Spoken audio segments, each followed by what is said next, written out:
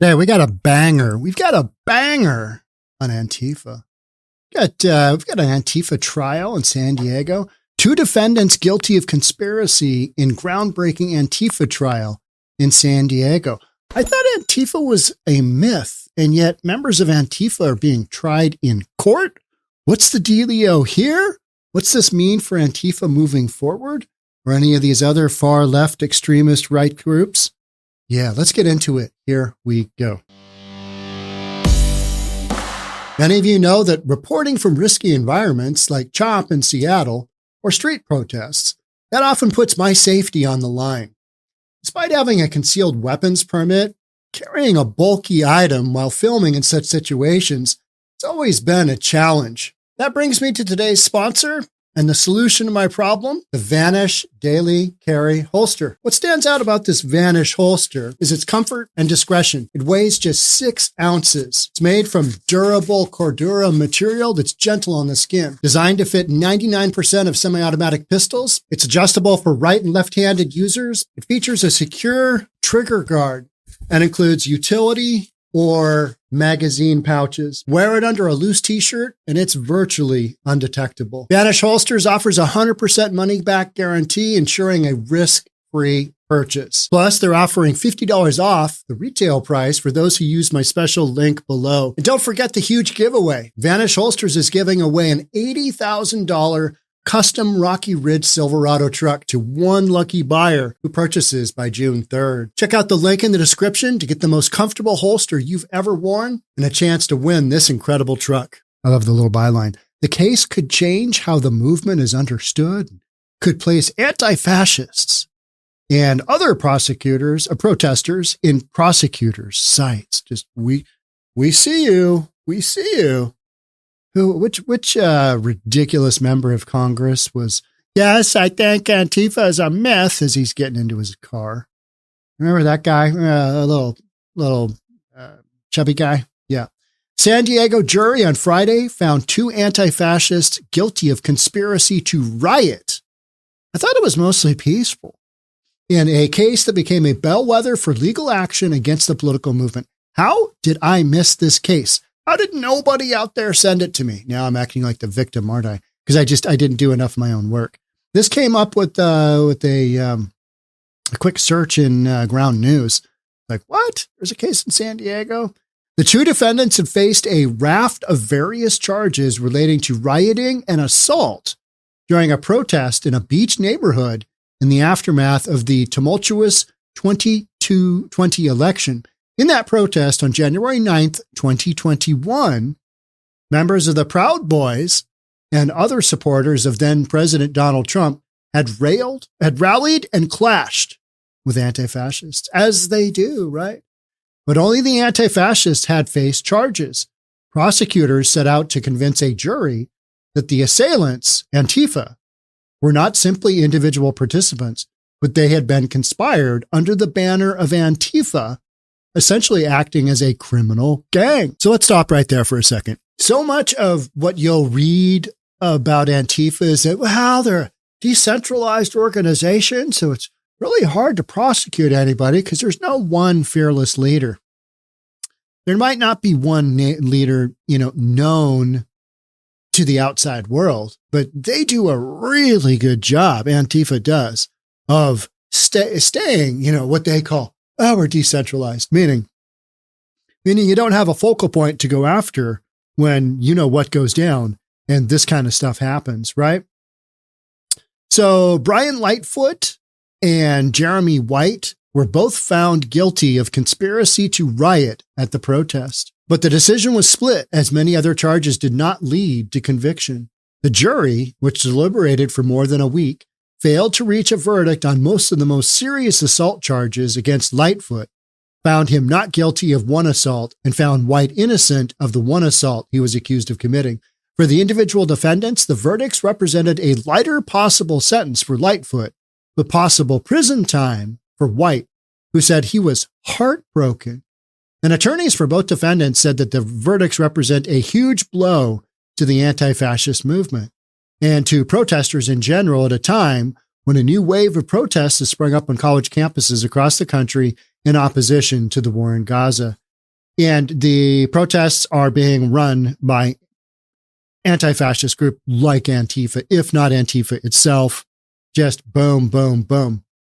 Because you know what you see is like, I think it was New York City Fire Department chief or administrators like, somebody's putting this all together. They've got leaflets on this. They know what to say. They know what to say when they get arrested. They've got PR people. So in all of these, and everything's all the same from one college campus to the other in different states, right? You've got this drill. And if you go to enough of these protests, you recognize, okay, Antifa's running, they're running security here. They're running the perimeter. They're going to let people in or not onto, you know, a public college campus. Oh no, you can't come here. You're Jewish. We can't have you doing that. We're anti-Jewish at the moment. I mean, we don't really know what we think or what we do, or, you know, just, we have no idea. But at the moment, the flashcard reads, yup, free Gaza, and all that entails, you know, from the river to the sea, Palestine will be free. But back during the time of this, literally 4 years ago, there's or 3 years, there's the issue of the whole Black Lives Matter deal, right? And that's what we're talking about. So what happened here is Proud Boys, you know, whomever else wanted to peacefully protest, and I jokingly say that, but in this case, it's actually true. I have never seen a far right protest that was literally going to be a protest devolve, that invariably the far left devolves into, let's go break some windows. Let's go ransack a Starbucks. Let's go do this. Let's go do that. You know, let's go light a building on fire. Let's go light a dumpster on fire. Let's do a sit-in. Let's just get a whole bunch of people, and then we'll demand that, you know, we divest from Boeing. What are you guys doing? And you got Whoopi Goldberg going, I love it when the college students get out there and they just, Whoopi, you're a moron. You're an idiot. So I think the door is wide open to now hold lawful protesters in violation of conspiracy law. No, I don't think so. It's just that when you get crazy and you go ham on the protesters, there's a little thing called the law, and that's what you're being busted for. So on June 9th, look at this photo here with Antifa here. You got this random jogger just running through. I bet she's really pumped about being in this picture, right? January 9th, 2021, the group of assorted Trump supporters, Proud Boys, and members of the extreme right in San Diego, including people with a history of violence. Here's how they throw that in. Including people with a history of violence at local protests. Oh, you mean Antifa? Agreed. Yeah, because that's who you really need to be careful of, is Antifa. They're the violent ones. They marched around Pacific Beach shouting slogans and calling on Antifa anti-fascists to fight with them. Some of the protesters were met by a cadre of several dozen anti-fascists, many dressed head to toe in black, as they do, with masks. Now, they could get away with the whole mask thing back then because, it's just, I don't want to share the Rona with anybody. Hey, pandemic's over. You just start showing your faces, weak Antifa people. Over the afternoon, the anti-fascists approached and violently confronted the protesters, spraying some with pepper spray and assaulting others. In other incidents, the protesters attacked leftists and onlookers. Well, they just couldn't help themselves. And they're going to go at it, right?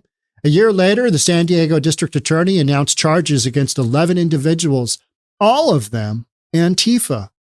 And yet the far right is always being called out for their violence. And it's the end of democracy, those guys on the far right. The case drew attention for its overt focus on Antifa, which is generally understood as a leaderless ideology. I don't think that's true. I do not believe that for a split second. Rather than an organization, far-right commentators and conspiracy theorists like Alec Jones and Tucker Carlson and conservative politicians all the way up to Trump have long claimed Antifa is not just a social movement, but an organized shadowy army. Agreed. 100% agreed. That is what it is. And yet, the right side or the left side of things, Democrats have been like, does it even exist? It's just a myth. Antifa's a myth. You can't point at their leadership, then they don't exist. No, not true. Because that's who's running all of these protests. You see the consistency. You see the weapons that they're bringing. You see the writing on the Portland Library. Portland being a really good example because Rose City Antifa down there is very active. And you see the 1312, you see the all cops are bastards, ACAB. You see the, BLM, Black Lives Matter. Oh, yeah, okay. So somebody didn't get on schedule and realize that free Gaza is, what you should have done. But you just went with that old, this is what I remember, Black Lives Matter. They have these, causes of the moment, and we've moved on from, Black Lives Matter to free Gaza and from the river to the sea. All of the original defendants were charged with conspiracy to riot, and prosecutors portrayed them as an organized, malicious force that came to San Diego to pick a fight with supporters of former President Donald Trump just 3 days after the Capitol insurrection. The defense questioned the motivation of Stevens' office and filed a motion seeking to have her dismissed from the case. The top prosecutor, a Republican who left the party to run in the nonpartisan DA election, has a history of supporting conspiracy theories about Antifa. Hey, when you throw that kind of crap out there, got a history of supporting conspiracy. You know what? When you just talk about Antifa, that's supporting a conspiracy theory because technically Antifa doesn't exist. Remember? Yeah. Sure do. They do. 100%. Former federal prosecutor told USA Today the decision to charge only one side of the fracas was idiotic. It's an insult to the public's intelligence to suggest that it's a legitimate prosecution. It's not. It's selective prosecution. Well, based on the charges, though, and the activities and the actions, the physical actions of those in this lawsuit, they got the right guys. Yeah, they did. They got Antifa. Antifa went after a peaceful protest. And this is what happens. So last two defendants. Of the original 11 defendants, 9 cut deals with prosecutors that saw some of them agree to multi-year prison sentences. And that's because they're innocent? Oh, no. Yeah, they were caught dead, just, acting out, doing their crazy thing. Yeah, how about down in Portland where Antifa basically just capped, was it a Proud Boy, I think, just murdered him? Just killed him? Yeah, but, mostly peaceful. Whatever. Los Angeles, 2 Los Angeles residents that Lightfoot and White, these are the guys we're talking about, decided to argue their cases before a jury. They were represented by civil rights attorneys who told USA Today that they took on the cases because of their potential impact on the broader anti-fascist movement. Of the 2 defendants, Lightfoot was facing the most charges. He was accused of pepper spraying at Trump supporters and of committing assaults likely to commit great bodily injury. During closing arguments of the trial, prosecutors said that he came to San Diego ready to commit violence.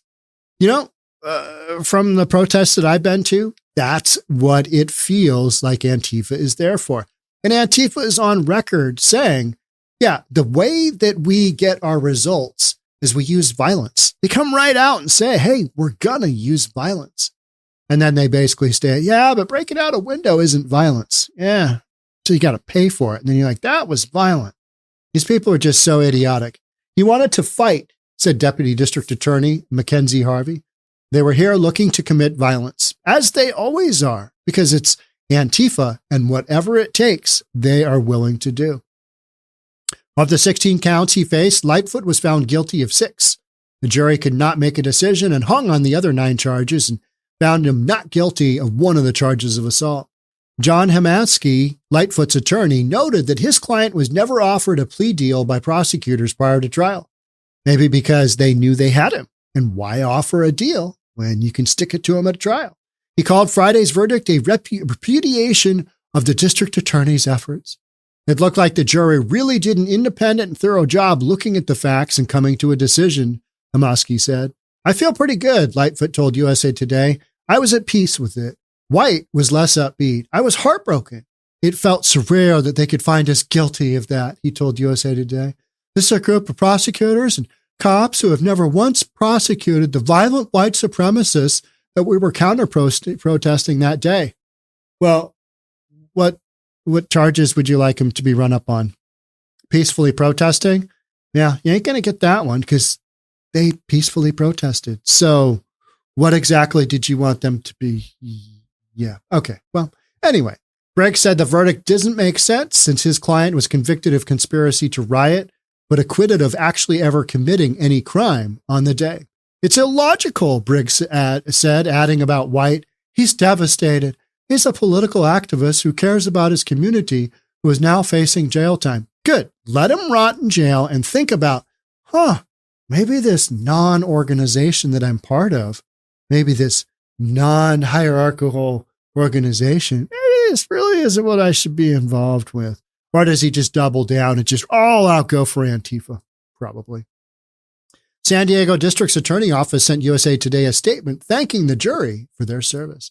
This was a complex case with 11 defendants indicted, now all convicted, 9 by guilty pleas and 2 by jury verdict. That is pretty all-encompassing, isn't it? 11 for 11. The DA team worked tirelessly on this case in order to ensure our community remains safe and that the rule of law is followed. And you know what, folks? This is in California. This is in Cali. Yeah. This is not in Texas. This is not in Florida. No, it's in California. Interesting. Yeah. So anybody tells, does Antifa really exist? Well, I don't know, but they convicted 11 of them down in Cali. So, White told USA Today that he is committed to appealing his conviction. He said that he is less worried about the impact of the case on his own life and more concerned about the future of the anti-fascist movement and the broader protest movement. Prosecutors did everything they could to make us look like this criminal gang, which you are, or a terrorist cell, which you are, which we've all seen. We all get it. We understand.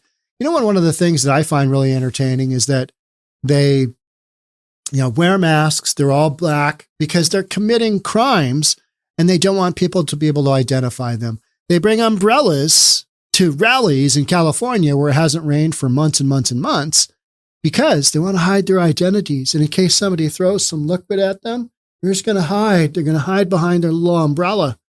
And, and then if you try and go film, they don't want you to film because they know that, getting filmed, doing this kind of stuff that they're getting convicted for, it doesn't look good for them. Yeah, it's called evidence.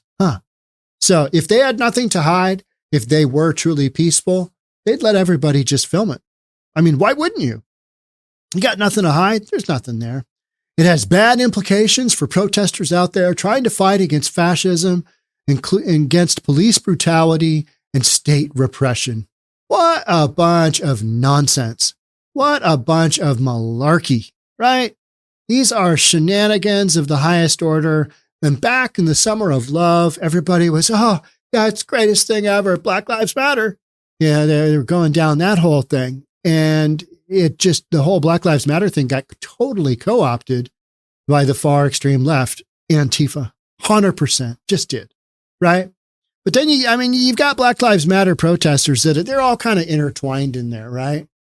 They're intertwined in there because, some of the anti-fascists, they strongly believe that the whole, race thing has got to be eradicated. We got to get rid of that. All right, whatever. As we're looking at all these protests happening across the country, I think this bodes ill for a lot of people if prosecutors are looking to file felony conspiracy charges against people who are involved in active First Amendment behavior, Mansky said. It can have a chilling effect. Only reason it might have a chilling effect is if you are doing something that places you with criminal liability. If you're not breaking the law, you got nothing to worry about. Let everybody videotape you. I don't care. When I go somewhere, I just assume I'm being videotaped, whether it's by Jonathan Cho or, whomever that happens to be there. I don't really care because you know what? I'm not doing anything wrong. I'm not the one wearing a mask. I go outside without a mask on. I know for some of you, what? You go outside without a mask on? So you're not wearing a mask anymore? No. Pandemic's over, folks. Put your masks away. You look stupid. So if you got a mask on in 2024, it's because you want to hide your identity for doing something you shouldn't be doing. Shenanigans, right? You don't want others to film? Why not? What are you hiding? What exactly are you hiding? Even if you go to, these illegal immigrant camps that they've got going, we got an encampment now in in a park in Seattle. Antifa, the folks running security, they're the ones that brought these folks up to this park and said, hey, just sit here because city of Seattle will deal with you at some point in time. Don't have the resources for you all the way down into Tukwila. Tukwila is a southern suburb to Seattle. But if you look at the folks who are basically running security at these illegal camps, they don't want you to film. Why don't they want you to film? Because shenanigans are happening. You got crazy, ridiculous stuff going on, and they want to try and hide. And if you don't film, well, then there's no record of that happening, right? There's no record of that happening. So I'm glad these 11 people basically had, they got convicted. Guilty. You, my friend, are guilty. We'll see what kind of sentencing they get. And then, will these guilty convictions get overturned? The 9 people that took a plea deal, you don't usually plead out unless you're guilty, right? So in this case, you had, and guess what? The far right, sometimes they just can't help themselves and they get exuberant with their actions. They've had some beatdown issues as well, right? Tiny from Portland. Tiny is always involved in a little bit of, we're just going to get into it and, maybe handle things the manly way, which oftentimes leads to jail sentences, like Tiny, who's, I believe, still in jail right now, prison, whatever you want to call it. But, not every time the Proud Boys get together is it a violent thing. No, oftentimes they'll have march after march after march where there's nothing really going on. They're just doing their thing and they're on the sidewalk and they're not going down the middle of I-5. Had a judge in the I-5 case, the protesters who stopped traffic for 5 hours. Judge dismissed most of those charges. That figures. She liked, somebody pointed out, hey, she liked a pro-Palestinian Facebook page post.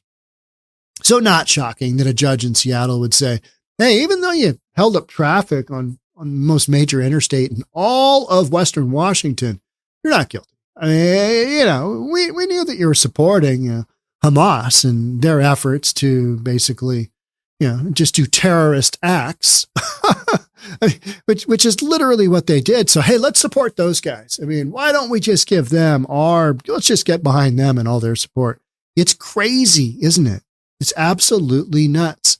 So these folks here, they got hammered because they did a bunch of violence. They tried to take out a peaceful protest. And that is what happens. And in this case, the court system was like, now the guys that you picked a fight with, you picked a fight with them. They didn't pick a fight with you. So unfortunately, we're going to have to throw some charges your way. And if you want to try and run that out of court, okay, let's do that. And guilty. We'll see how much time they actually get, though. That'll be the real proof of the pudding, right? Do they actually do any time? I wonder how members of Antifa do in prison. What do you think? Do they have an Antifa gang in prison? Doesn't seem like they do. None of them ever get charged or get convicted with long enough sentences, do they? No, because they've got all these bail funds to bail them out, and then attorneys get provided and all kinds of craziness. And it doesn't seem like very many of them ever do much time at all. But now, maybe that is turning. I think the fact that this court case hinged on these illegal acts as rioters with Antifa being the cause, I think that's amazing that we finally got a conviction, and I will eagerly update you with what the actual prisoner, whatever time gets served. So many of these cases just get dismissed by these weak judges who are all on board with this far left activity, especially in the big cities, right? That's what you got. So make sure you subscribe, hit that notification bell so that when my next episode comes out, when we talk about, hey, remember that one about the guys who got convicted for the Antifa? You'll get notified. Thanks again for being here. Catch up with you in the next one. Bye for now.